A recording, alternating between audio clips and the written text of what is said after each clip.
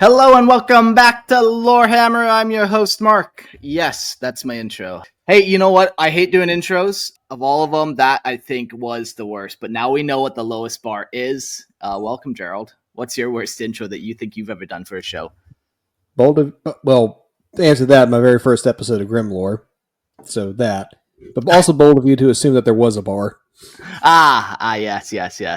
Yeah. You're going under the bar still. You never made it over. That's always nice. I like that. I like that though. You know, I'm too short. It's my dwarf stature, man. Yes, sir. We also got Fuzz. You don't have much podcasting experience, so like your bar is, I don't know where it's at. I still need to go pick it up from the store. I got to set it up. Yeah. My experience for doing podcast intros would be the couple times I took over for you during Space Wolves. That's true. Okay. So you've hung out. Okay. Well, look at that. Well, here we go. Welcome to Lorehammer. Everyone's been introduced. Some notes, housekeeping stuff real quick before we get into this cool episode. We're doing Segmentum Tempestus. The last couple episodes we've been going on this journey through the galaxy, looking at all the different segmentums, kind of getting a good overview of what's there. Yeah, so this one we're going to kind of go south and see what we see. Before we do that, come to redbubble.com and you can buy t-shirts, banners, coffee cups, underwear. I'm pretty sure you can buy Lorehammer underwear. You know the bionic eye? That's where the flap is for your little, so you can kind of line that up just right for you guys. So go buy that. Redbubble, you can buy all types of fun merchandise. I'm sold. Yeah. Gosh, you don't have to sell me on demand. Jeez. If you really want to, you can fly to Panama and get the ultimate Lorehammer merchandise of me just tattooing you. I'll tattoo a Lorehammer logo on you. I'm not a tattoo artist, and that's what makes it one of a kind. So a true Scutari experience there. Fantastic. Yeah. Well, while you're providing the Scutari experience to your guests down in Panama, you can also enjoy the Imperial Tithe and support the show and all that good stuff. You get ad-free versions on Spotify for just $2.50, and you can also get to see our lovely faces for just $5 a month on the video stream. And for more info on that, I'm going to hand it over to Fuzz. This guy. So yeah, join the Patreon. It gives you access to, like Gerald said, the ad-free versions, video versions, other cool stuff. We've got our live chat that you get access to with the Patreon for being able to watch the live streams. You can make jokes, you can make comments, ask questions, tell us how ridiculous we look. And if you can stay up late enough, you can even have a chance to be a call-in guest at the end of the episode. Oh, yes. And that is when we will reveal Fuzz's true name. And with his true name, you will have power over him. But you have to stay up late enough and join us. So stay tuned. Cool, Only the best of prizes. Yeah. Cool. Well, this episode, like I said, we've done a couple of them. So we're kind of in the swing of how these ones work. I definitely suggest go listen to these in order, as I find when doing these, you can often kind of build and stack. And the more you do, the more you learn. So, for me, going through them in order, yeah, it helps. So definitely go listen to the other ones. In this episode, we are going to talk quickly about the Segmentum Majoris. We haven't talked about wilderness zones yet. So that's the little spice of detail we're at there. And then we'll dive into Segmentum Tempestus, which seems to be heavily xenos focused. Like if we go up north, it's chaos. It's just the Eye of Terror and nonsense like that. But down south, it seems like there's a lot of xenos incursions and empires and just upstarts. And then we'll get into the Segmentum Fortress, Bacca, and the battle fleet Tempestus, where that harbors, anchors, and then the capital sector of Orphelia 7, or sometimes called Orphelia 4, depending on some sources, I guess.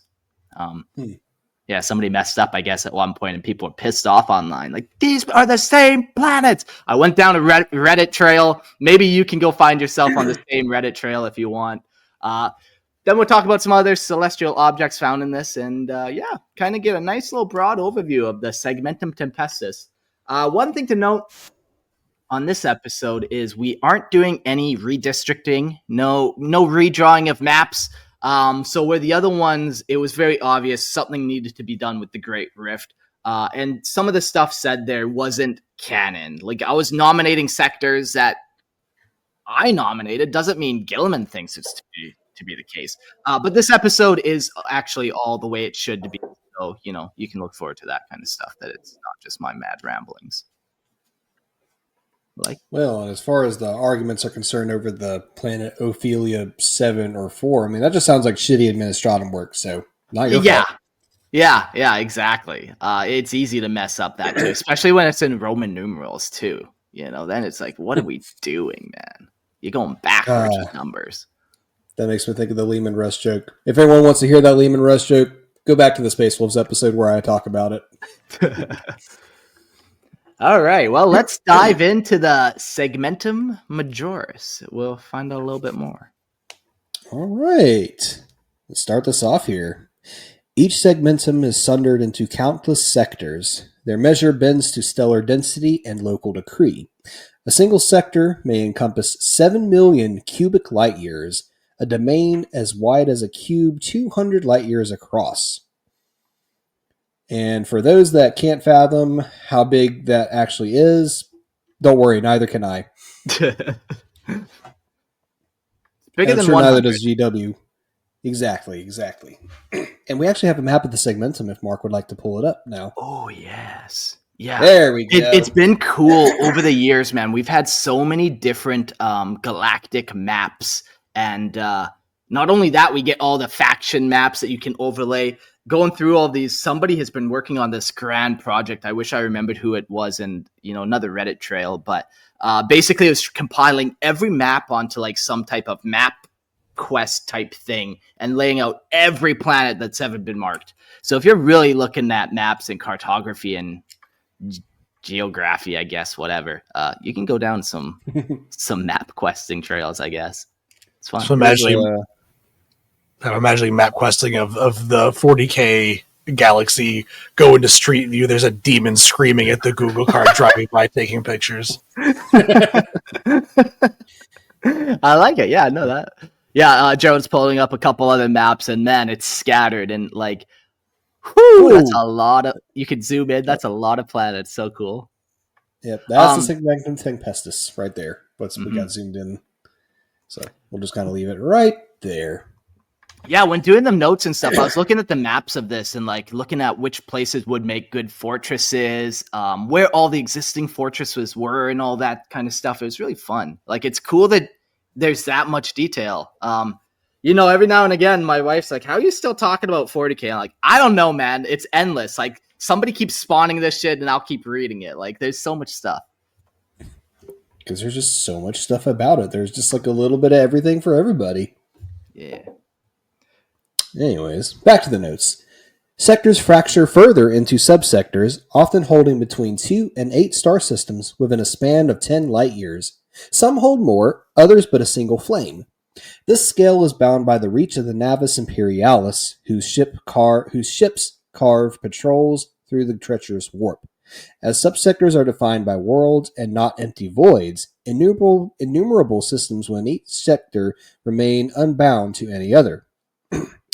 These neglected gulfs are named intersectors, yet more often cursed as wilderness zones, forbidden realms, the black frontier.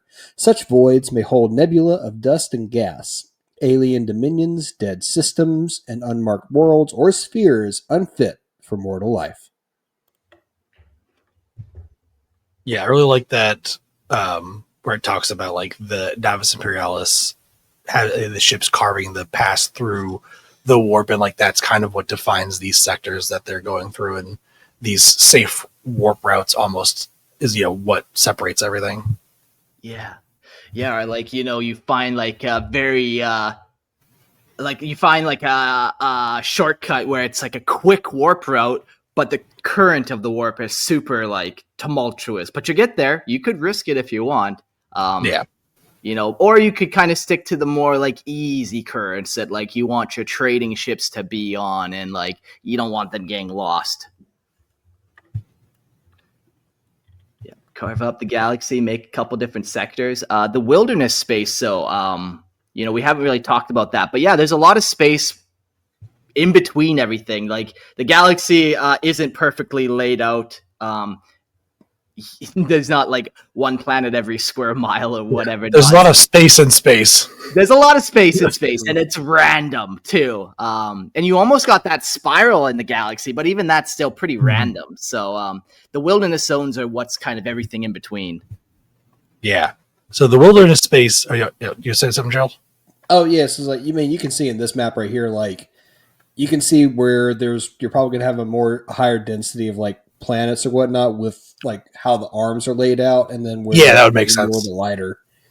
So, but yeah, love it. No, that's a good point.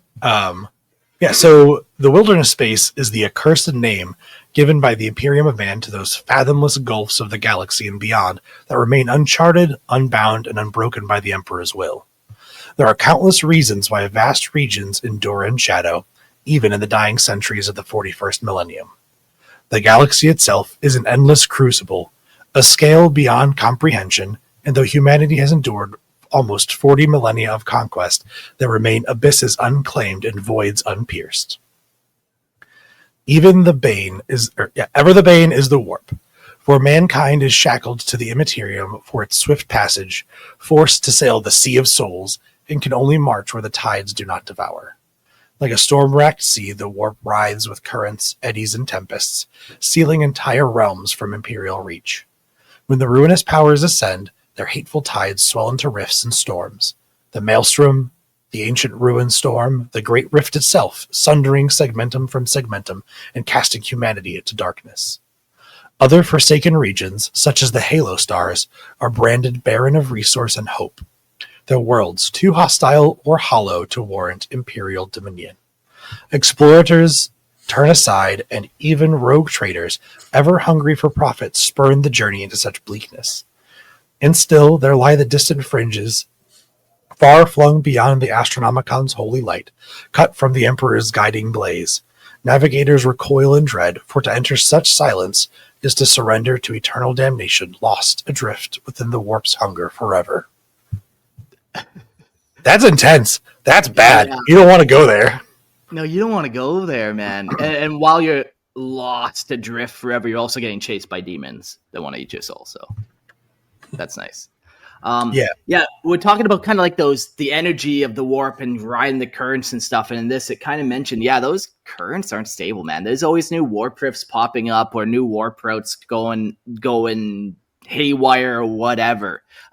So all these routes and all these paths are kind of constantly being like re-navigated and like maybe have you ever seen like a time lapse of a riverbed over like 100 years of a river and it kind of slowly shifts just like 100 feet over, you know?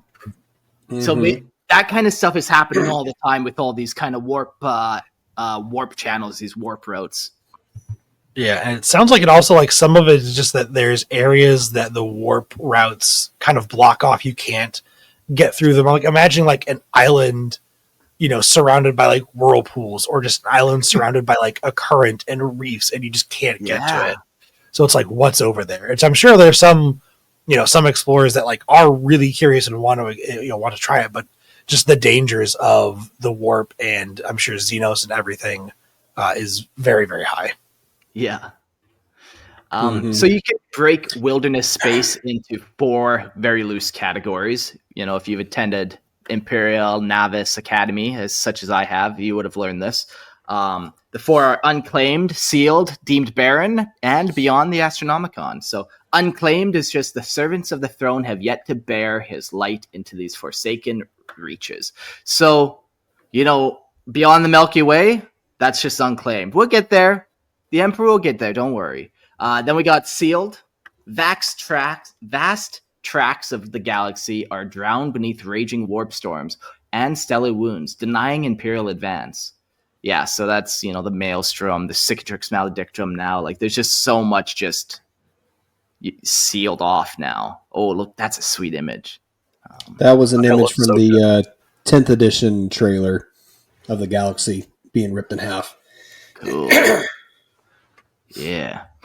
Deemed barren, so certain wastes are judged hollow of worth, like the cursed Halo stars, where no empire may profit.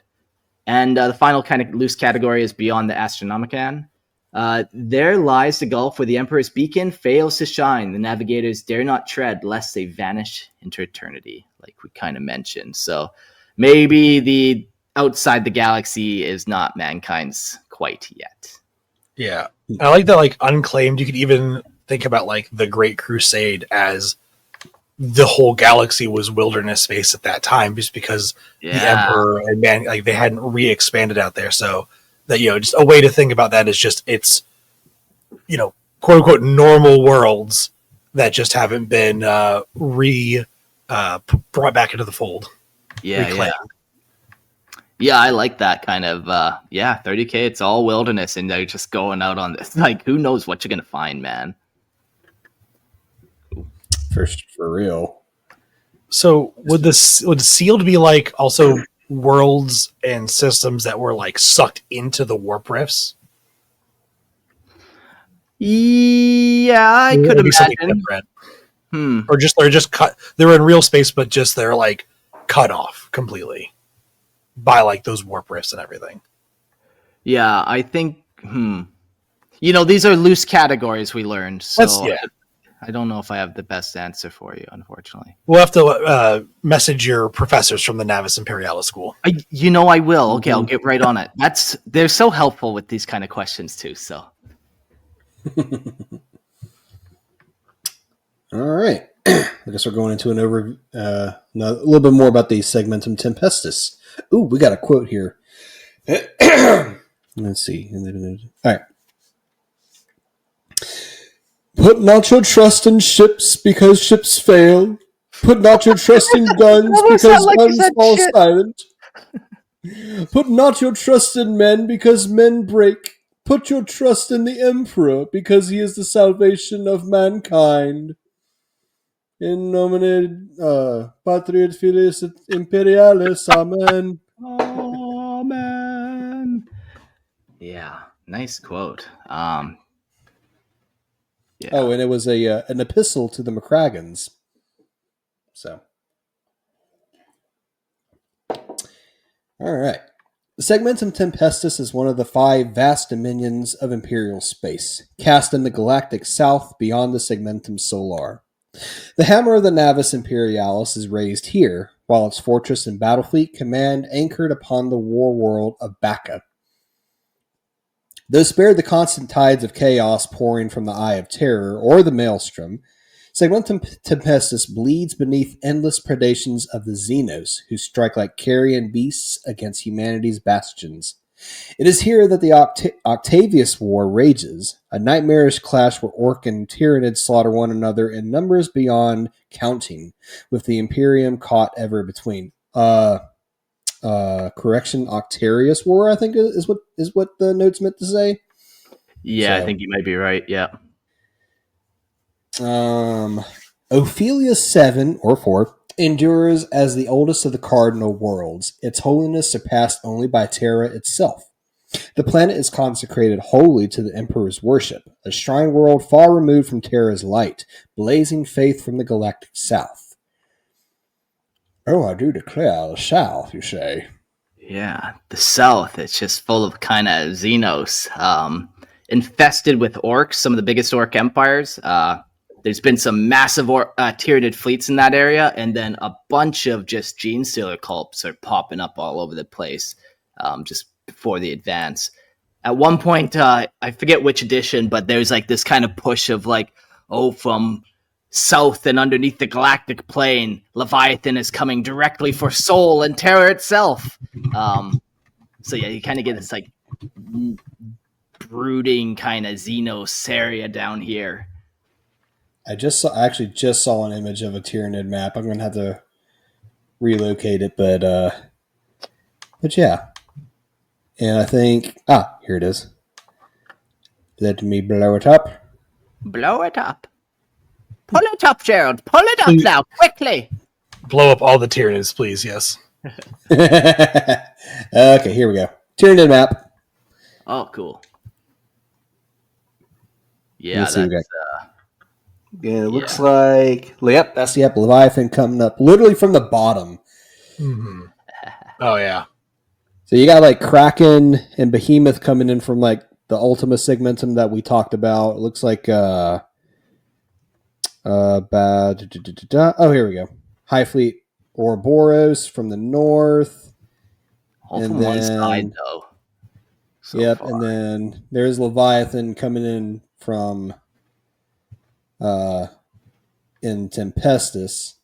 But then this section here is showcasing, boom, Cool. Leviathan's coming up literally from the bottom. Yeah.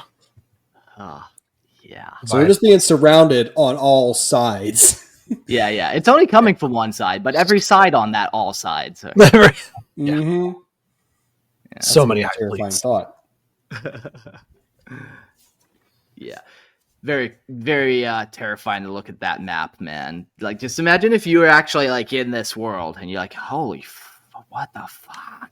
And like, Right. you've seen these fleets where it's just like swarms of here. bugs.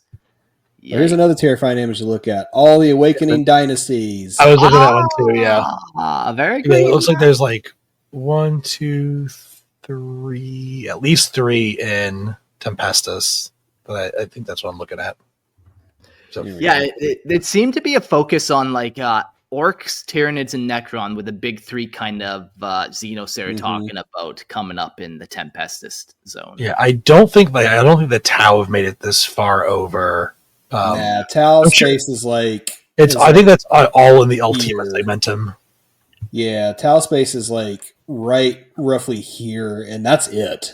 Yeah. Well, even with like the their, Startide Nexus, I think it's still just a different part of the Ultima Segmentum. I think. Mm-hmm. Yeah, I think it's just Yeah. on the other side of the rift, but like, still Yeah.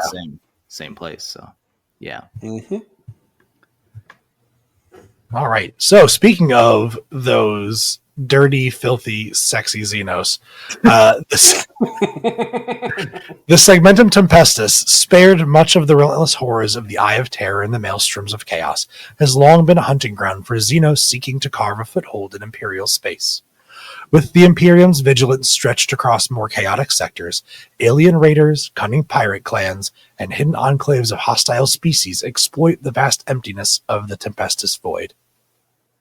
Isolated worlds, forbidden asteroid belts, and gas giants shrouded in corrosive clouds often fall prey before Imperial Navy forces can respond, allowing alien populations to take root and consolidate in the shadows of distant stars.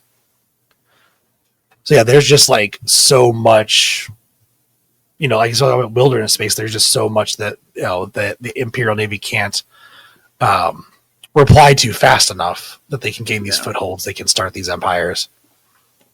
Yeah, I feel like what kind of happened is we go back to 30K and we look at how humanity spread out. And they are off-center, as we talked about before. They're kind of center-left. So I feel like they kind of looked at the left half and the southern half of the galaxy as like, we'll get to it. Like, if we go the other way, it's on like that's the galaxy, and then everything to the west and south will just kind of naturally fall under the empire. Then you know what I mean? Yeah, just like east is there's the most stuff to the east, so that's where we're going to go first. And it's like this is the Segmentum that time forgot. Yeah, so and eventually I think humanity would have came back and really got a foothold in these 2 segmentums, but instead you get the Horus Heresy, and then the Xenos can really start to fester. Mm-hmm. So Absolutely. the Orc Empire of the Octavius Orc Empire are among the threats, and has grown into a warlike behemoth. Its countless Wog fleets tearing through undefended systems. Orc war bosses have claimed entire sectors, their sprawling forts and rickety space hulks bristling with guns and engines of destruction. The Octavius Orcs show no strategy beyond endless war, but their sheer numbers and ferocity allow them to dominate swaths of the southern Tempestus, raiding isolated worlds and spreading terror across the Segmentum's quieter reaches.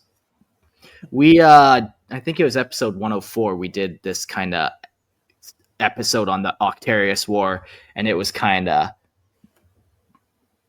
branded for the longest time as this big war between the Orks and the Tyranids, and orcs are getting stronger every every Tyranid they slay. They get bigger, meaner, greener. While the Tyranids get more powerful every orc they kill. They devour more. So it was this kind of like stalemate, and the Imperium kind of was using it to halt. But then it was like, whoever wins, that's going to be a big player. Like, that's going to be devastating for if anyone comes out on top. So definitely go listen to episode 104, I think, to kind of hear how that all plays out, because it's kind of interesting, kind of fun. Kind of makes me think of the tagline from from the original Alien versus Predator movie: "Whoever wins, we lose." Yeah, that's perfect. Oh, absolutely. Yeah. And you hope they both lose, you know? You pray to the Emperor, but yeah, fuck. Speaking of the Octavius War, let's we got the Tyranid incursion and the Cryptman response. Anyone who has a hate boner for the Inquisition, here's your chance right now. Okay. Inquisitor Cryptman unleashed the full fury of the Imperium, incinerating entire star systems to deny the Tyranids any resources, leaving scorched worlds and shattered moons in his wake. At last, he cunningly redirected the relentless Tyranid swarms toward the Orc-Octavius Empire, hoping that the clash of these two xenos leviathans would blunt the Tyranid advance. But the Tyranids' relentless swarms cannot be fully halted, and now many sectors are battlefields locked in perpetual struggle between Orc forces and ravenous Tyranid high fleets. Worlds burn as Orcs and Tyranids clash, each attempting to feed or claim the other's spoils, leaving Imperial defenders to fight in the wake of devastation and contain the spread of alien domination. Yeah, and then you kind of are just once again left alone and almost abandoned. Like, the Imperium just seems like they almost always have more priority to the north and to the east than they ever will to the south and to the west. So yeah, they're kind of left there. Say, Cryptman's just out there doing his best. That's all. He's just yeah. Hey man, he's using the resources that were given to him. That's all. It's even if you have a 99% hit record, there's that 1% you fuck up and burn entire sectors to the ground. It just hit me. Sorry, go ahead, Joe. I was gonna say, it's just like they say, it doesn't matter how many attaboys you get. All it takes is that one oh shit. Yeah. It just hit me. This reminds me a lot of, I don't know if either of you have played the Horizon Zero Dawn games. Actually, Gerald, you told me you hadn't. I hadn't, but I purchased it very recently, so okay. I'm looking forward to actually playing it. So a little bit of a spoiler for that game. Is that okay? Sure. Okay, so it's a post-apocalyptic game, and this reminds me of that because the ancient enemy is machines, but they use biomass to self-heal and self-replicate. Okay. And so that's kind of this very Tyranid-like, and they, to get away from it, they basically hide humanity in bunkers and just let everything burn to starve out the robots. It just seems like a very Cryptman response. Yeah. Okay. I think I actually am aware of that. Like, it's essentially like the Grey Goo disaster that people have predicted. Yeah. Yeah. That was just fun little thing that popped in my head. Also, great game. One of the best games I've ever played in my life. You should all go play it. But speaking of terrible robots that want to kill everybody, Awakening Necron Dynasties. I have got the wrong map pulled up. While I go fix that. You're good. So, beneath the cold, distant stars of the Segmentum Tempestus, ancient Necron dynasties stir. Tomb worlds long buried beneath ice, stone, and desolate sands awaken, their legions of silent warriors rising to reclaim lost domains. Some dynasties clash among themselves for control, others emerge to confront the encroaching Orc and Tyranid threats, their motives inscrutable and their technology far beyond mortal comprehension. The Imperium regards these resurrections with dread, for each awakening dynasty promises waves of annihilation that may sweep through the Tempestus like a deathless tide. Oof. Yeah, man. Yeah, just can't stop, won't stop. No, you don't want to wake up a tomb world, You've been there. You're just pleasantly playing. You're just having a nice beach day with your kid. Making a little sand castle. Playing in the sand. You dig too deep. Pop Grandpa, what is this? Yeah, fuck, They that's a dug too bad greedily day. and too deep. Yeah. Yeah, but that's happened a lot in this region, unfortunately. Certifiable double nerding, as court would approve. Yep. Oh yeah, we'll get all the extra nerdy IPs in here that we can. Oh hell yeah! All right. So Does it say what dynasties are there? Sorry, I was just wondering if it said what dynasties were awakening, or just they are there. the On the map, Akator, the Tyre, the Orsuki. There was none of the big ones I found. It wasn't like the Nekobek or like any of the Okay. one. Yeah, there was none of the big ones. So also the Necrons don't care about this place and leave it for the minor dynasties. Yeah. But like, yeah, you know, if you're sorry, Joe. I think you're good. I think like if you want your big ones, I think they're all in like the Ultima Segmentum, as is everything. Yeah, Nihilak, that's Trajan's dynasty. Saltec, that's the big one of everyone. So yeah, so everything's like in the big Segmentum. So it's kind of like no one cares about Tempestus here. Yeah. If you scroll to the bottom right there a little bit, there's Baka, the planet, the star. Okay, yeah, I see that.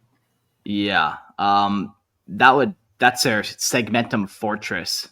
And it's basically surrounded by a bunch of Necron stuff. So that's always fun for them. There's Segmentum Fortress. The foremost duty of a Segmentum Fortress is to stand as a bastion of naval command, the iron heart from which all assets of the Navis Imperialis within the Segmentum are directed. Though it is bound to the machinery of imperial rule, such as fortress is helmed by the Adeptus Administration Master, while the Segmentum's battle fleets march to the will of the Lord High Admiral.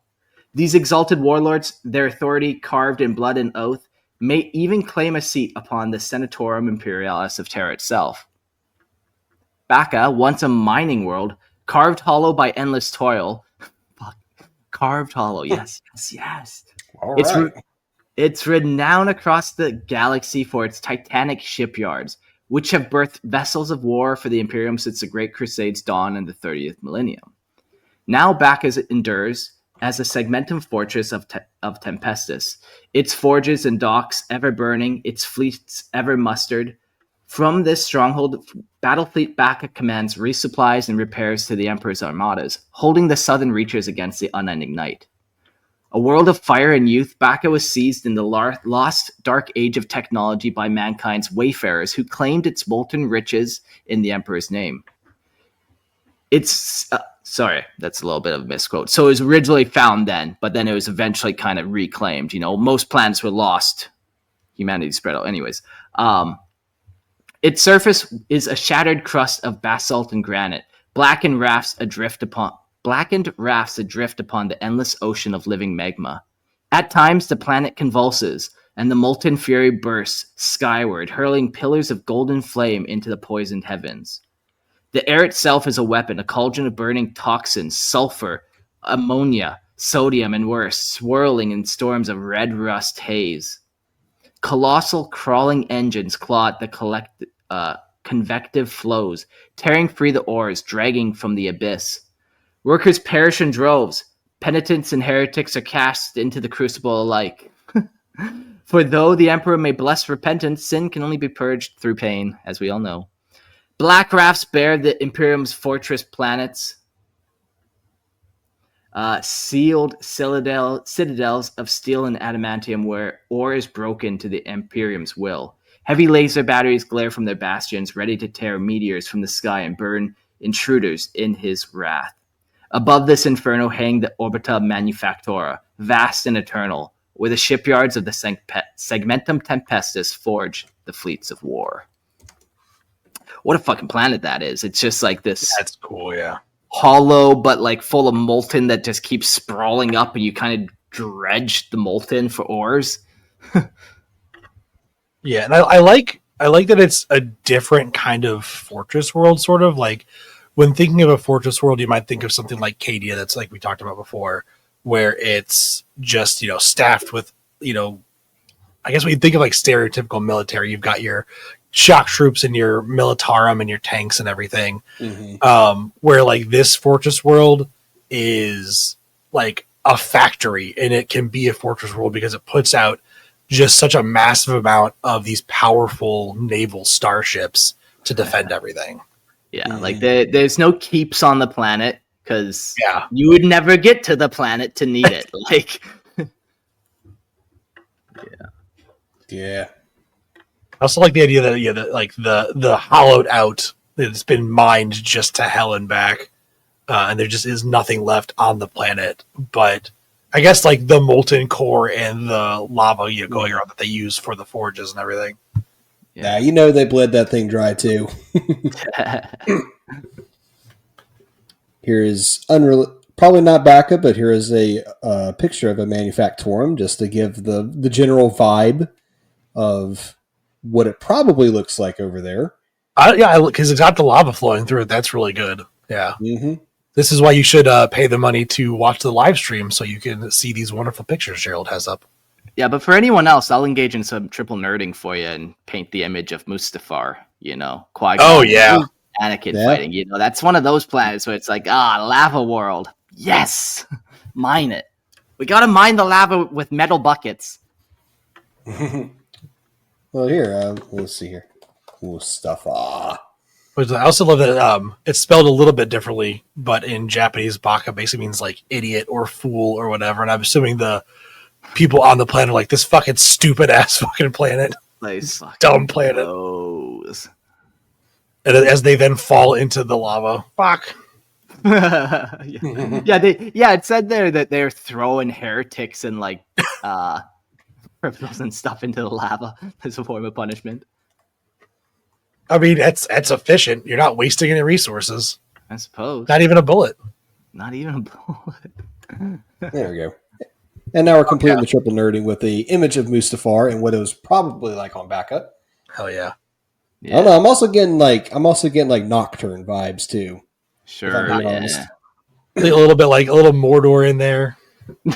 Sprinkle of Mordor. Dash of Mustafar. Dash of Mustafar. One does not simply walk. We'll just leave it on this image for now, but while we talk about something a little bit more stinky, we're going to talk about probably Nurgle, but we'll see. The Plague of Unbelief. Excuse me. In the fractured dawn of the 36th millennium, the Imperium writhed in the madness of the age of apostasy. False prophets rose like vermin, some as frothing madmen leading rabid hordes, and others as silver-tongued tyrants commanding whole worlds and legions. Foremost among these was the apostate Cardinal Bucarus of Gathalamor, whose blasphemies festered so widely they were cursed as the Plague of Unbelief. In 336, Bacca itself was drawn into this rotting heresy, swollen into a minor breakaway empire that defied the throne. Its people, poisoned in faith, clung to the heretical lie that the emperor no longer ruled the galaxy. This corruption stretched from Bacca in the far galactic south to even the wolf-haunted north and the hallowed homeworld of Fenris. Only the unyielding valor of the Space Wolves shattered the plague, their defiance breaking Bucarest's back after his armies were hurled in ruin against the Fang. Yeah. In this episode, we talk a little bit more about the Plague of Unbelief. We've done an episode on it, and in the next episode, we talk about it. The Segmentum Pacificus and Tempestus, they seem to also have a lot of like little heretic empires, like upstarts, like almost religious, like false religious, where it's not they're worshiping corn or something like that. It's like they're worshiping almost themselves in place of the emperor, if that makes sense. And that happens a lot in these two sectors. And these planets, we'll talk about a couple more planets later on that we'll get to. But yeah, so you can kind of keep that in the back of your mind too, that there seems to be like seeds of heresy, religious heresy in these two segmentums more so. And just to showcase too, like here's Bacca, like right here. And it said that that heresy, quote unquote, extended as far up as I might have gone too far. Fenris. Yeah, As far as Fenris, which is usually like in this general area. Yeah. Here. Yeah. Yeah, we'll find out about it. The Plague of Unbelief. It's the craziest incident since the Horus Heresy, really. Here we go. Fenris. Yeah, that's quite the spread of. Yeah, that's quite the spread there. It's almost like it got. Sorry. Yeah, it got big enough. You know, it sounds like that they were sending troops to the Fang. Like this guy was sending his armies of heretics to the Fang. That is wild. Yeah. Good times. Yeah. So that's back. That's a Segmentum Fortress. It has engaged in heresy one time, which is fun. Honestly, the fact that it's still, you know, it could have suffered worse fates. Other planets have suffered worse fates for less heresy, I feel like. Yeah. But you know, so you know, it is the like a big forge. It creates the ships. It creates the battle fleet Tempestus. Those far distant warp beaten ships upon which Imperial citizens never gaze stand between heresy and the dominion of the galaxy. Lord Admiral Zacharias Wrath. The Segmentum Tempestus battle fleet, or Battlefleet Bacca, is a titanic armada of Imperial Navy vessels tasked with guarding the Segmentum Tempestus. Matter is scarce here, and the void stretches black and endless, lit only by scattered cold stars.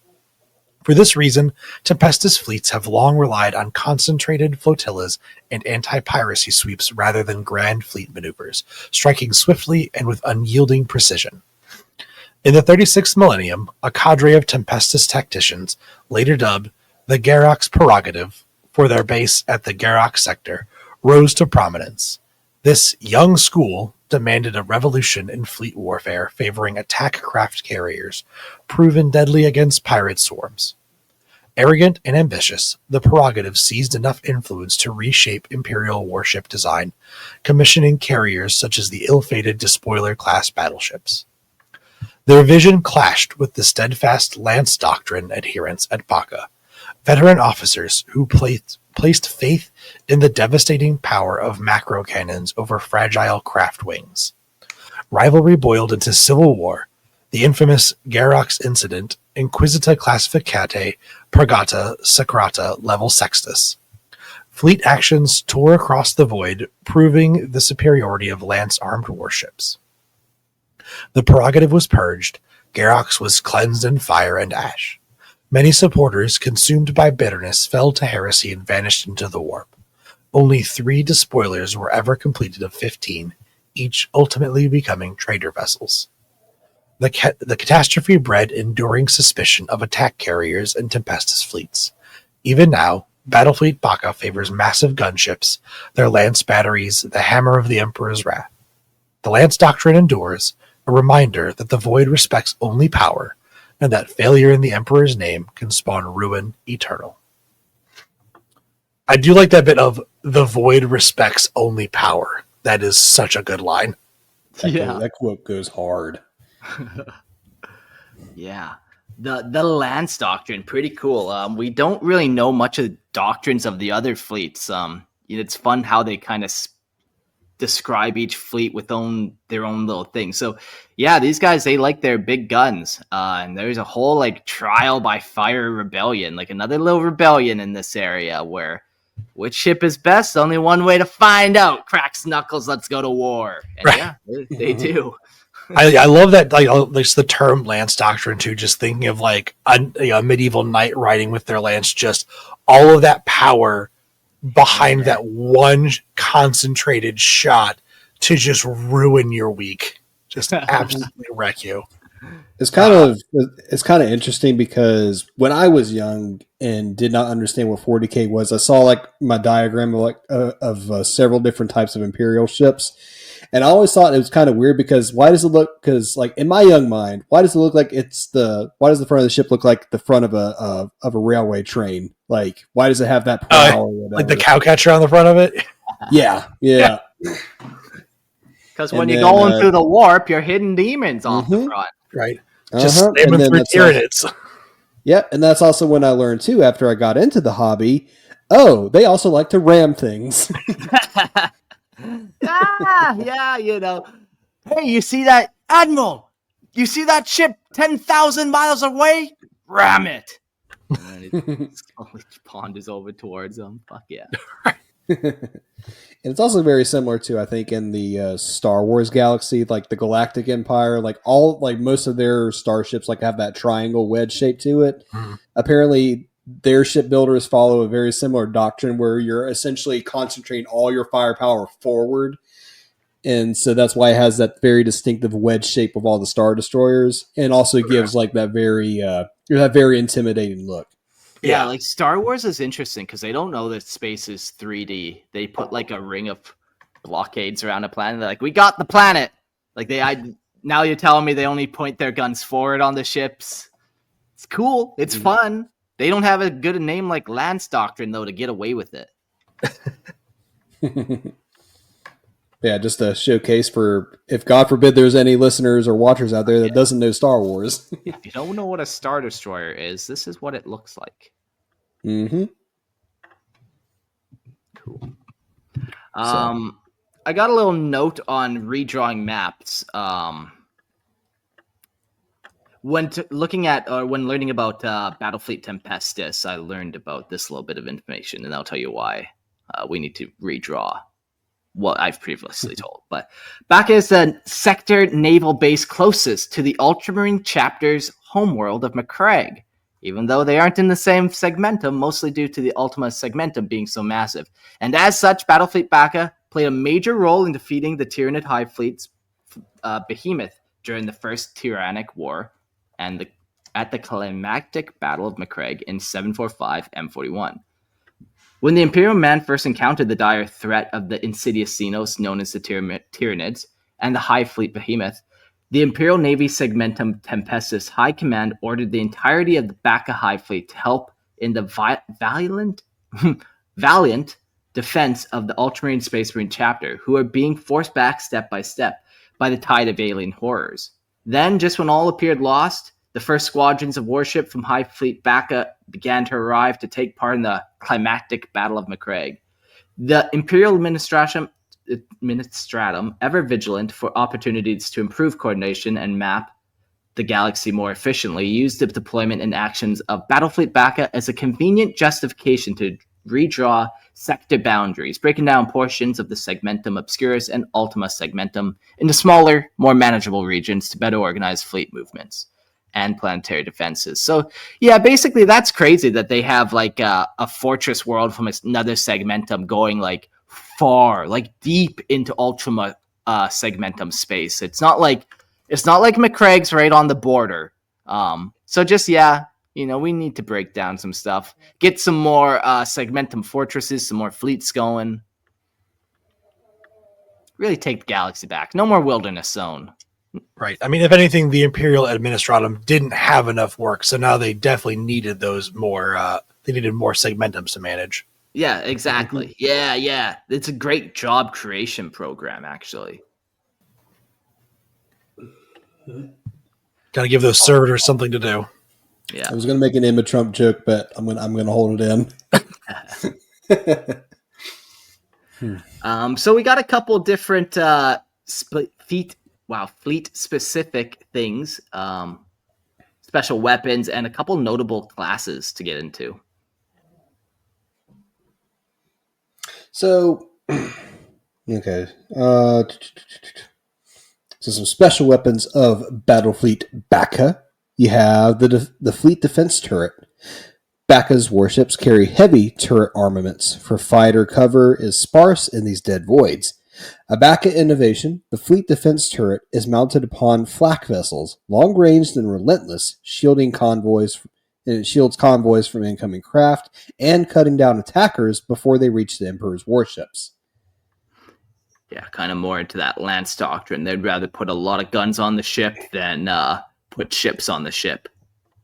Yeah, and hit you before you can hit them. Absolutely. Some notable ship types. There's the Despoiler class battleship. I'm sure this is a favorite of Abaddon's. Little heed was paid to the 3 despoiler vessels until the merciless death vanished on extended patrol in the American sector. American. Yeah. 30 years later, it returned, leaving 16 unshielded Imperial transports smoldering in the Benardi conflict. Their crews claimed by fires as they journeyed to Benardi Prime. The merciless death haunted the void in countless engagements, creeping ever closer to the Eye of Terror before vanishing in the 39th millennium. Soon after, its sister disappeared, each blamed for firing upon Imperial vessels before slipping into the warp. Sisters. All three have been glimpsed again amid the horrors of the Gothic War. The despoiler-class battleships carry 8 squadrons of swift death fighters, Doomfire bombers, and Dreadclaws, a storm of steel and flame. For direct engagement, they wield 2 lance turrets and 2 weapons batteries capable of ripping starships from the void with righteous fury, a testament to the Emperor's wrath and the unending vigilance of his fleet. Yeah, so this was the other this is one kind of variant, this is the non-Lance Doctrine variant that the schools were fighting with. So the despoilers were made, they tried them out, a couple went rogue, a couple weren't commissioned, but they're still out in the galaxy doing their thing. It looks like they do have pictures of swift death fighters. It's on the 40K wiki at least. I'm looking to see if they have images of the other ones too. Yeah, cool. I got one. I love their ships. Yep, I got one of the next one that Mark's going to talk about. I got one ready to go whenever it comes up. Yeah, the Jovian class battle cruiser. So I believe this is more of the type that they go with more so. But we'll find out. I forget if it's the Jovian or the Dominion, but the Jovian was regarded with suspicion by many within the Battlefleet Bacca, from the history and tradition weigh heavily upon the Imperial Navy, and Bacca's fleet lords are slow to abandon precedent. With the Jerarok's prerogative. Wow. Okay. Jarok's prerogative etched into fleets academies as cautionary lore. The very notion of a dedicated attack craft carrier borders on heresy. Yet the horrors of the First Tyrannic War exposed its flaws of Bacchus' distrust. While mass batteries and lance fire held the Tyranids at bay, it became clear that swarms of attack crafts were crucial to support the battle fleet. Though Adeptus Mechanicus Forge Worlds can launch new cruisers each cycle, the encroaching Tyranid menace left Bacca no time for such luxury. Salvation came in the form of the Jovian, a venerable Mars-class battlecruiser, long laid up after its prow and forward battery decks were shattered during the Stubulu campaign. Centuries of neglect passed, but converting its ruined decks into launch bays proved straightforward, hastily completed without even full trials, but manned by Bacca's finest attack craft crews. The Jovian performed admirably, one of 12 capital ships to fight back to Bacca after decisive battles of Circe. Despite this triumph, Bacca's fleet lords cling to the big gun dogma. Another ship of this kind is unlikely to ever sail under the Segmentum Tempestus authority. Yeah, so this was kind of just a ship where somebody's like, look, no, we need to do something. Somebody took it into his own hands to go take an old Mars-class abandoned ship and kind of repurpose it, strip off all the guns, put a bunch of ships in. Like, you need it, I guess. Yes, I would like a little bit of ship with my guns, please. Thank you. There's a little bit of ship with my guns, please. Marker Jill, do you want to highlight Alpha Primus's? Yeah, there you go. Do you think shipyards build their own fighters, or is it outsourced? I think that they definitely build the fighters that go onto the larger ships, like the carrier ships, because that just seems... As much as I don't usually want to give the Imperium credit for this, it's more efficient. They're going to get right on there and be able to go right out. It's going to make them fight faster, which is what the Imperium wants. Yeah. Mm-hmm. Yeah, like it would be weird. Yeah, it would be weird to like have a ship that has a bunch of ships in it, but you got to ship those ships in from out of town on a ship that is not there. You know what I mean? So yeah, you probably want to build those ships close by, if not in the same location. Yeah, like the space version of you see a car hauler, just a car hauling other cars down the highway, just a ship dragging other fighters. Yeah, it's exactly. A ship container, shipping containers with more shipping containers, shipping containers. Oh God! Yeah, even Alphys Primus says, I see the problem with outsourcing it would be transporting them. Yeah. Yeah. Well, I looked a little bit Yeah. more into like those ships. Some of those do also have models, and some of these also might have models from like the Battlefleet Gothic as well. Fuck yeah. Mm-hmm. And speaking of models, we also have the Dominion class battlecruiser, and which just making sure it's showing now. Yeah, okay, there we go. So yeah, Dominion class battlecruiser. The Dominion class battlecruiser was conceived as a modern successor to the Mars class, forged to serve as a steadfast fleet support vessel, optimized for the role of attack craft carriers as envisioned by the fleet commanders of Bacca. Though its launch bays and lance batteries made it an effective adjunct to the grand maneuvers favored by the lance doctrine, the class fared poorly in smaller engagements and inherited many flaws of the Gothic class cruiser when tested against the raids and ambushes that haunted Battlefleet Bacca's scattered flotillas. The Light of Faith, in particular, had a grim beginning, its maiden deployment ending ignominiously as its escorts were driven from an uncharted system by relentless Necron raiders. One of 2 Dominion-class ships at the Battle of Circe, the Light of Faith was among 12 capital vessels of Battlefleet Bacca to return, redeeming centuries of lost honor through blood, fire, and the Emperor's unyielding will. It's funny that this like little civil war thing never really got fully resolved. Like, yeah, it came to blows, and then yeah, one side was victorious, but there's always these other captains that is springing up. Like, no, I think we need some attack craft. Like, come on. And then some of them go horribly sideways. Their first mission goes in its failure, and all the other admirals are laughing at them. Like, this is why we don't do that. You know, just like fucking admiral politics and bullshit like that. Yeah, it definitely seems like though, like that makes sense because it's a sort of unique sector because everything is these like smaller, like small Necron dynasties, small Orc empires, small Drukhari raiders. So they have these bigger, slower ships being hit by these smaller, faster ships, and definitely makes sense why some of the younger up and comers would be frustrated by this and want to try something different. Yeah, like, come on. Like, we can't have one ship. Come on, please. Just give me 3 faster ships and it'll be okay. No! Okay, if you keep this up, we won't even give you a ship and we'll just give you a gun. And that's when you join the guard. We'll give you a gun and a scooter. That's what you get to. Fuck. But where's my shovel?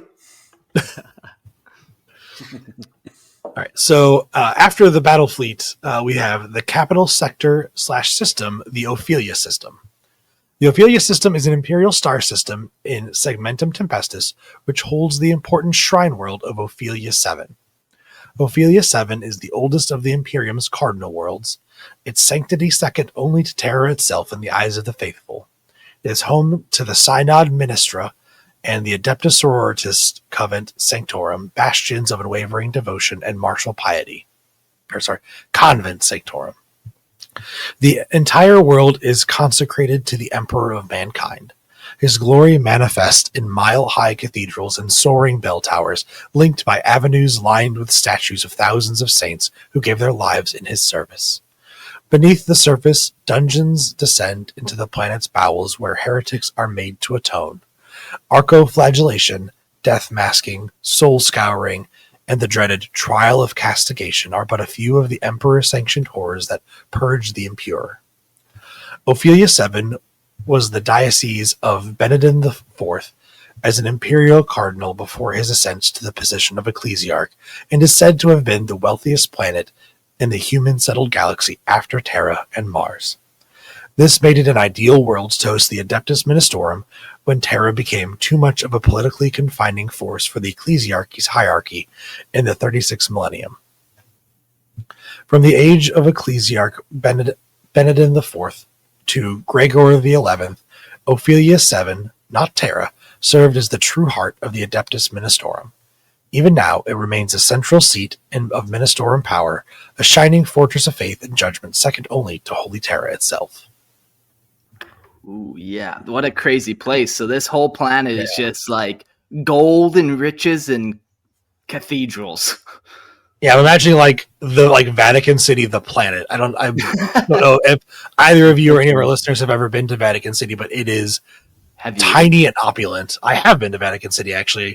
Wow. I was actually there when Pope John Paul II died. Oh wow!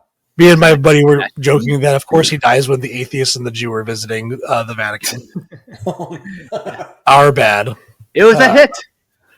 It was wild though. Like, yeah, it was a wild time. Just how packed it got. But yeah, like going inside, like the Sistine Chapel and everything, and like going into the catacombs. Yeah, it is. There is a lot of concentrated wealth. It wasn't on purpose. It wasn't. Jax Carter says you killed the Pope. I didn't do it on purpose. It was an accident. But yes. But yes. But maybe. I can neither confirm nor deny this. Yeah, that'd be one of the coolest places. Another very cool place to go to would just be like, yeah, you see the Colosseum and stuff like that, where it's just old. Yeah, we hit a few cities in Italy for a high school trip for a class. Yeah, it was cool. Yeah, man. So a little bit more about the history of this planet, Ophelia 7, and how it became kind of this, like the third most wealthiest planet in the Imperium. It's almost like we got the two empires that we know about, the Mechanicum, the Imperium. You almost got this third head of the eagle of the ecclesiarch. It's that powerful, and it's almost even that different. So yeah, during the Great Crusade in the 30th millennium, during the Emperor's Great Crusade, Ophelia 7 was claimed for the newborn Imperium in the battle led personally by the God Emperor of mankind. He charged into the fray alongside 100 custodians and 10,000 warriors of the Imperial Fifth Legion. Sorry, whoever's typing, just make sure you're muted. Shattering the enemies of humanity beneath his wrath.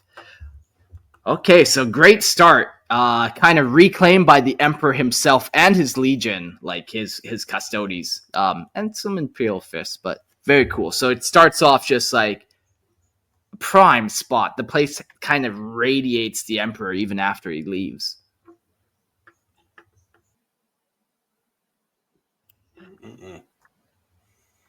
Sorry, I was getting lost in these images of a shrine world.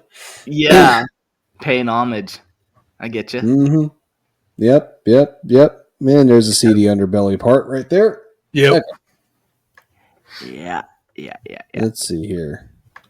I like this image. We'll hold on that one. Okay. So the arrival of the ecclesiarchy.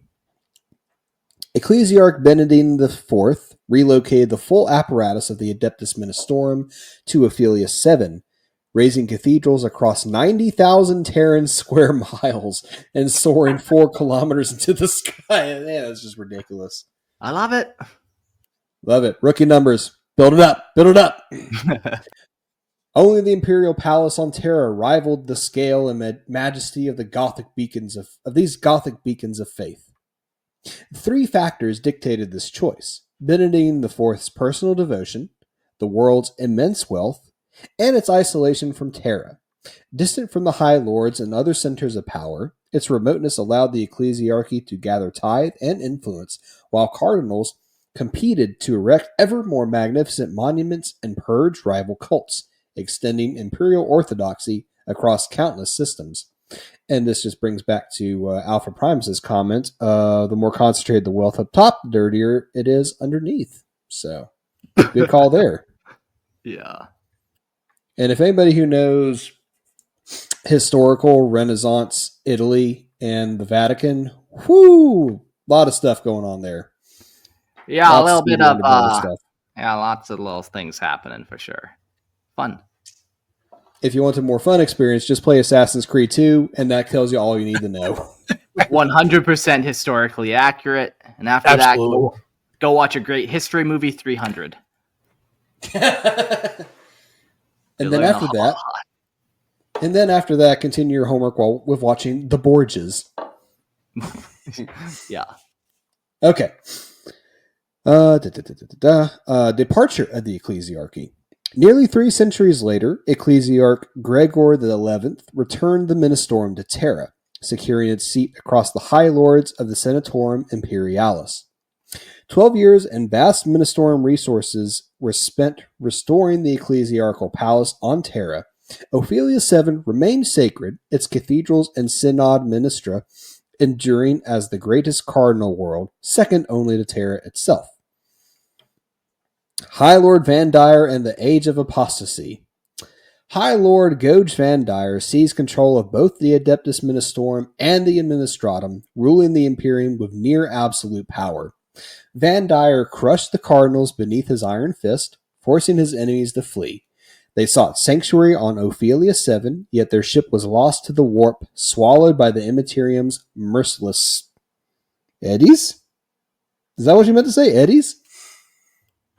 Yeah, I think so. Yeah. Yeah, eddies it's a nautical term for like swirling water. Oh, that's something I did not know. Okay, that's a new wrinkle for my brain.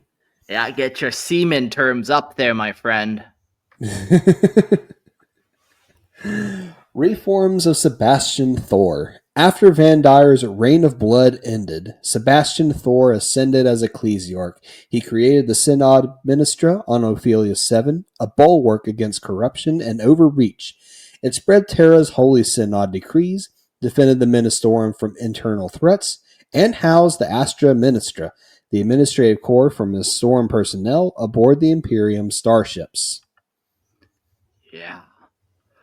Well, that's like a super condensed version of the Age of Apostasy. You get like the crazy High Lord, that Lord Goge Van Dyer, who kind of gets in his mind that he should be worshipped.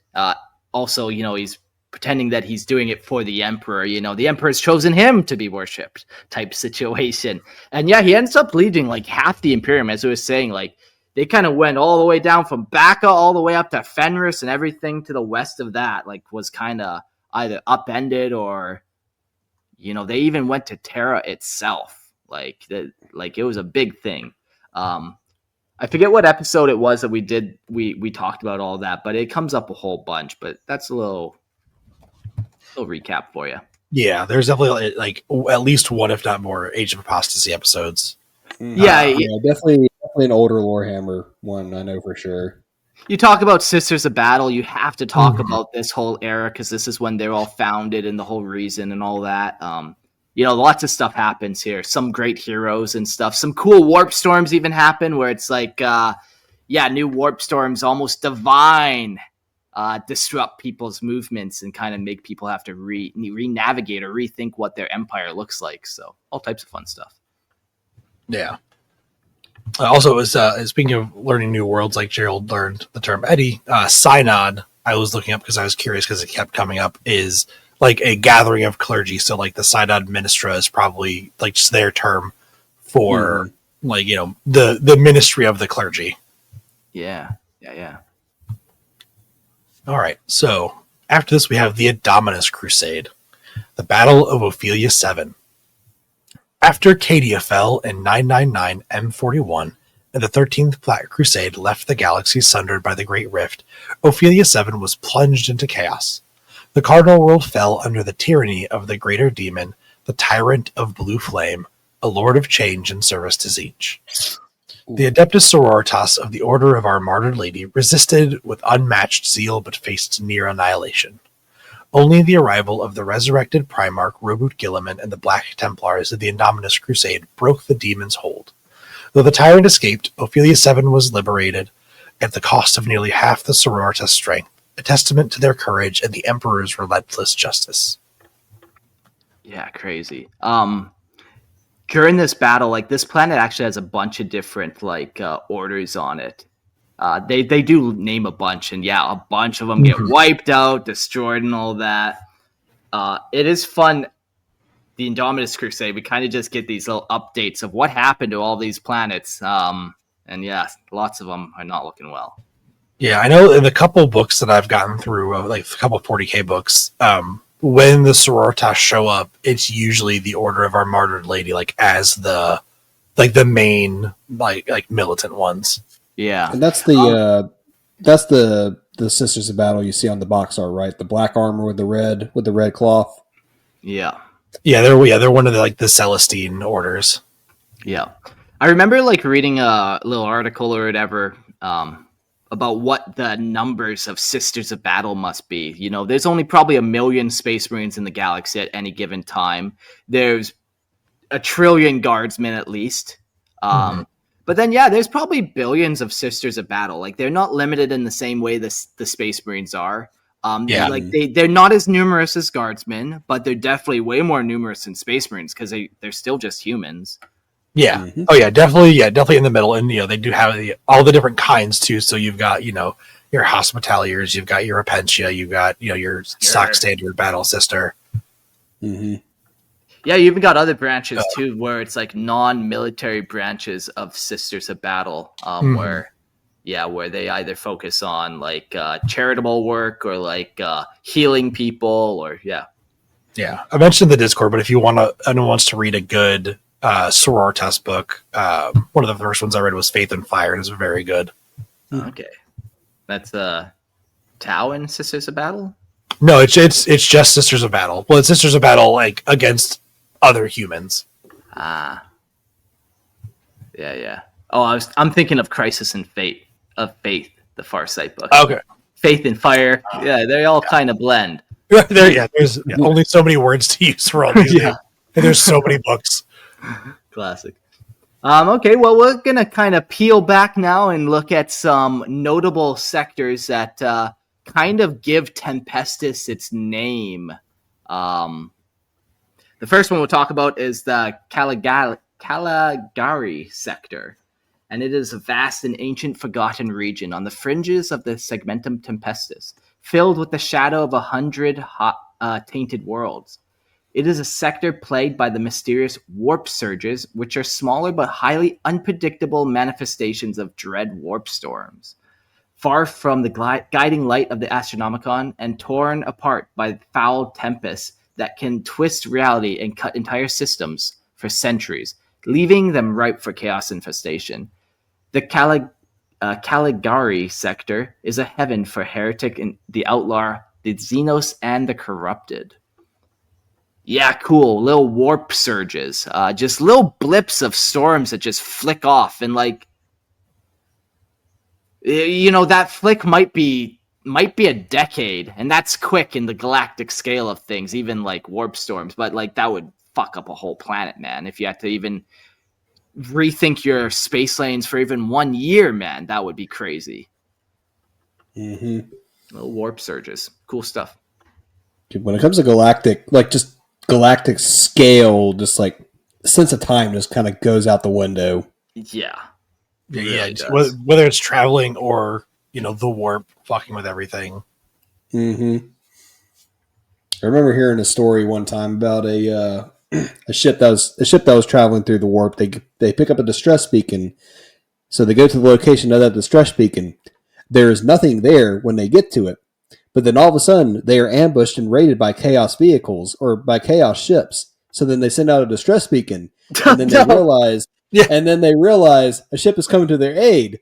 But it's their past self that is coming to aid them because they were the ones that sent the distress beacon. No. Yeah.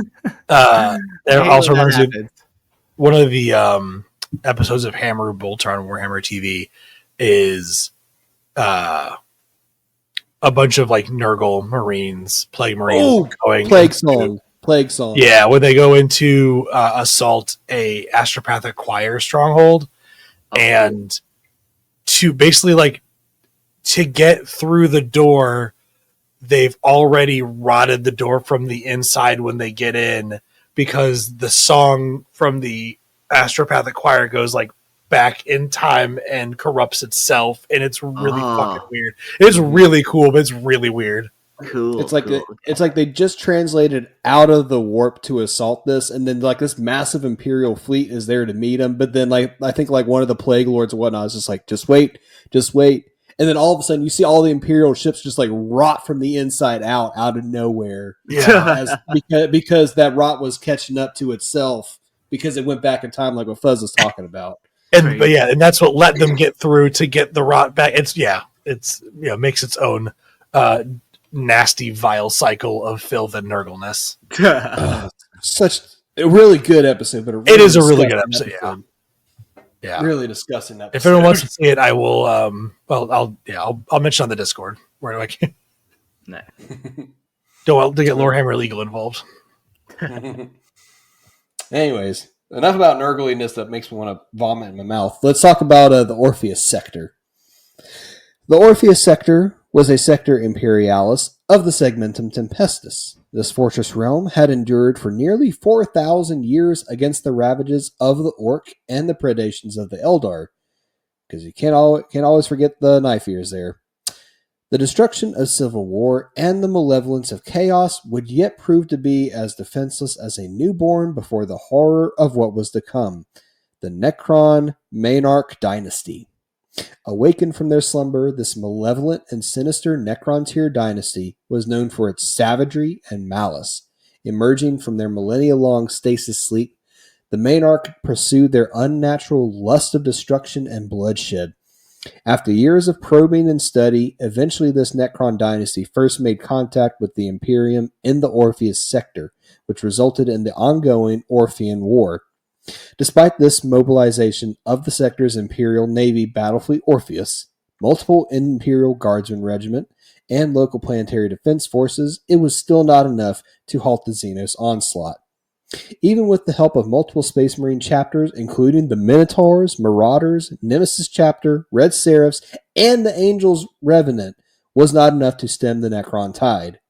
By 995 M41, 3 years after the conflict began, the war had become unsustainable, with attrition losses reaching 60%. Segmentum Command believed the Orpheus sector cannot be saved without a Crusade-level campaign, which would take the Imperium a minimum of 30 years to organize. Faced with such dire prospects, Imperial war savants and strategists believed the only viable option left is to exact exterminatus. That's always what they go to, isn't it? Fuck, it sounds tough. Exterminate it. Imperial victory. Imperial victory. Total Imperial victory. Praise be the Emperor.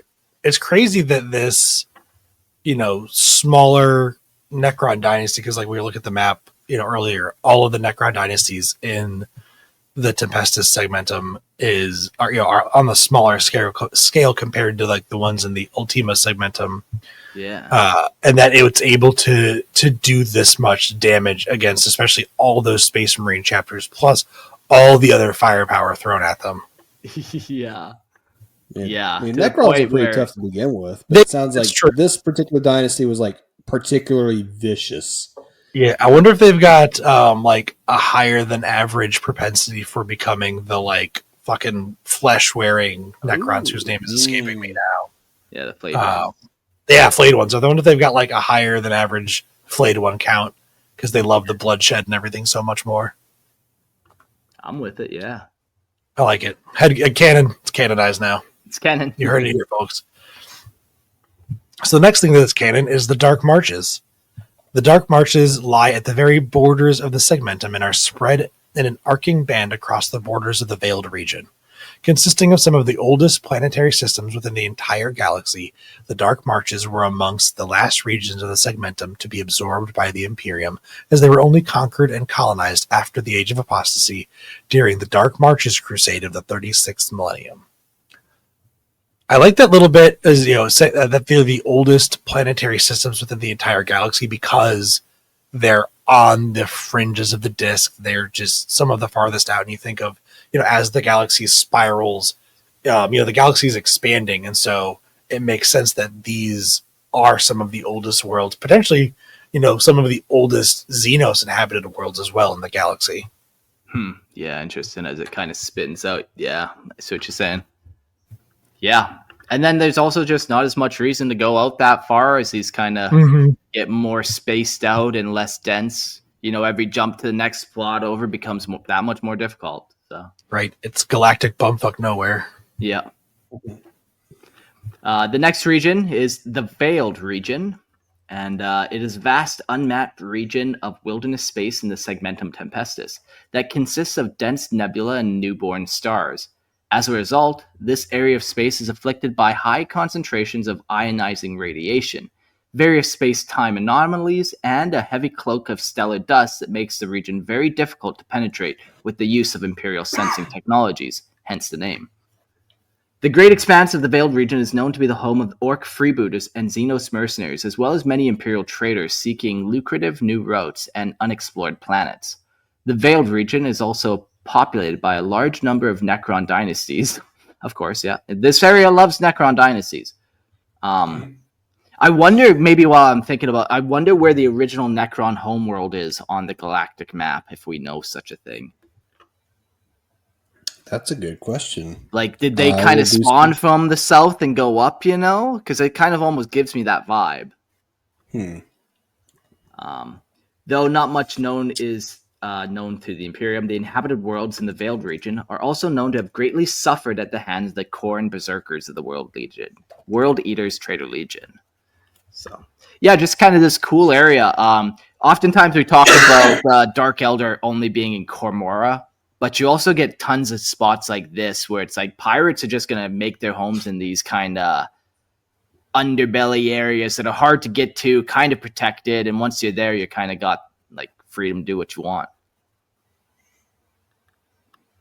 Yeah, I could see this area being where the Necron tier originated from. I haven't found anything that says where, if they have like a canon homeworld.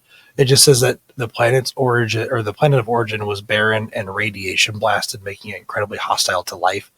And also thinking about how old the Necron tier are, just how they've been around for so long, that they could be one of these oldest planets in the galaxy on the outer fringes, blasted by that ionized radiation in the Veiled region. I think that there is a legitimately good case for, this could be where the Necron originated from. Mm-hmm. Yeah. This is what I was able to pull up just in a quick search. It says here, the Necron homeworld is a subject of much speculation in the Warhammer 40k universe. It is believed to be a barren and radiation-blasted planet, often described as a tomb world, where the ancient Necrons hibernate for over 6 million years, blah, blah, blah. The exact location of their homeworld is not specified, and it is suggested that it may have been destroyed or lost to time during the War in Heaven, a conflict with the Satan. Some theories propose it could be located in the Ghoul Stars, but this remains unconfirmed. Overall, the Necron homeworld is a significant but mysterious aspect of their lore, and the word is, okay, this is some stupid AI answer, but all this to say, we don't know. We don't know. Could be anywhere. I like this, though. This kind of makes sense. I think the Ghoul Stars are not in a good area for a Necron homeworld, where this kind of works. Yeah. Yeah. The Ghoul Stars, is that north? Is that in the... Yeah. I forget what the northern one is. Oh, God damn it. Obscurus. There's like, I just listened to this. Well, Halos, this is the Halo Stars. I think Halos, okay. Halos, Ghoul Stars are, I think, over here, maybe? Oh, man. I want to say they were like east or west. Up here we go, Ghoul Stars. Okay. But, that's... Okay, I mean, that's still like the galactic fringe, so... Yeah. It's still the fringe, and then the bigger, stronger dynasties are in that area, too. So I think both of them have solid cases. Yeah, okay. Yeah, let's do some archaeology, and let's dig up some spots in the Veiled region and the Ghoul Stars. Let's see what we can find. Let's wake up some tomb worlds together. Right. Mm-hmm. I'll load the ship up with Promethium so it's ready to go. Road trip. All right. And for our final space, we got the Mandragoran Stars. The Mandragoran Stars lie at the southernmost edge of Segmentum Tempestus. The region is defined by extreme age of its scattered star systems, most of which cannot sustain human life, and by its relentless celestial hazards. Across these forlorn worlds lie enigmatic and sinister ruins of pre-human origin, their secrets whispered to a few and their dangers threatening to all who dare to trespass. Yeah. Cool. Yeah, so it just seems like this area, it's all spread out in the Tempestus, and it's hard to get. Seems like there's a lot of warp storms, or just like not even like warp activity, but also just like normal solar, what's the word I'm looking for? Like solar activities that causes like weird solar storms or weird ionized radiation area or just natural phenomena like that. A lot of solar flare, a lot of like stellar winds, a lot of like I said, radiation activity. Yeah. So it just kind of makes this area just kind of hard to navigate, hard to be in. Yeah. I think this is a neat area. It's like some areas are really cool for developing stuff and maybe playing RPGs in because there's a lot that's already there to work with. And I think this is cool for the opposite reason, that there's a lot of gaps that you could build homebrew stuff in. This would be a really interesting area for like an adventure, like whether you're writing a story, running an RPG, creating a homebrew something. There's a lot of unknowns to work with. Yeah. It's just crazy looking at this galactic map that Gerald has pulled up and just like looking at all these different planets and yeah, man. So there's not a lot going on, but also at the same time, there's a whole lot there that you can kind of just choose from. And Mordia Prime. Oh, there it is. I know Mordia. That deserves an episode. Oh, Morda Prime. That I don't know what the fuck that planet is. Fuck that place. Here's Mordent, which that makes me think of Mordant Earth. Yeah, so I was just thinking that. That's so funny. You got 9 worlds of Batorus. That looks like a fucking demon world symbol if I ever saw one. Yeah. Demon's Wake. Demon's Wake. Okay, nice friendly place to visit during the summer. Hey, there's Gamora. Gamora. Yep. Just up, and then here's Gamora. Wait a minute. Wait a second. That's funny. Yeah. And then I saw Barbarous. Barbarous. Potential spoiler for later. Way later. Yeah. Yep. Cool. Well, that was the Segmentum Tempestus. As we get through the segmentums, they have less and less information. But this one, there's some cool ship fleet information. A couple little things here and there that definitely, useful to know. In the show notes, I suppose. Come listen to Lorehammer Listen to Lore. If you have homebrew lore that you want to submit, you can submit to lorehammerpodcast@gmail.com, and then I'll read it off on Lorehammer Listen to Lore at some point in my life. Soon, TM. Could be today. Could be tomorrow. Could be 5 years from now. I could be an old man in my deathbed. We don't know. Time will tell. And with warp shenanigans, you could be telling it to your old self. So who knows? You're right. And whenever you want to hear more on the fantasy side of things, come on over to Grimlore. Me and my co-host talk about Warhammer Fantasy, some Age of Sigmar, and then whatever grim and or dark settings we feel like talking about. Fuzz was on there as a guest for an episode or two. So I have been. Hopefully we'll do it again when I'm not exhausted when you guys record. Yeah, they like to record late, hey? It's an obnoxious way to live, but it's neither here nor there. It's a tough life, but we manage. But it's fun. You get that like tired, drunk craziness energy going on sometimes. That is nice. Yeah. Okay. Well, cool. Thanks for listening. We'll see you all on the next episode where we cover the final segmentum, and not a lot going on, but also I learned a whole bunch of cool little things, lots of heresy and stuff. So see you all on the next episode. Adios.